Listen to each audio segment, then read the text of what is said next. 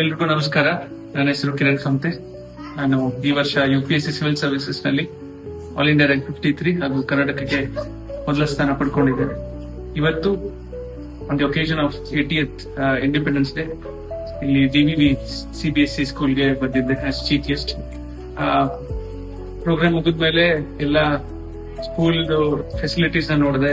All the smart rooms ಆಗ್ಲಿ, maths lab ಆಗ್ಲಿ, social lab ಆಗ್ಲಿ, ತುಂಬಾ ಇಂಟರಾಕ್ಟಿವ್ ಲರ್ನಿಂಗ್ ಗೆ ತುಂಬಾ ಚೆನ್ನಾಗಿ ಡೆವಲಪ್ ಮಾಡಿದ್ದಾರೆ.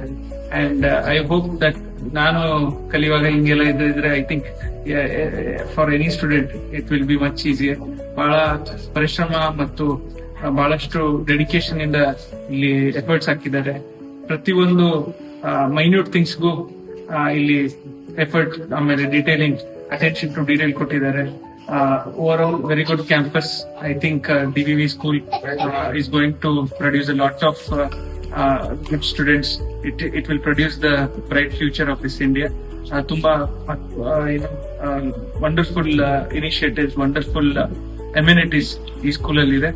Tumba khushi aitu the kind of facilities it is providing, the kind of innovation and interactive schooling that it is giving. Tumba khushi aitu. I hope DVV school does well in future. And I wish all the best to it. Thank you.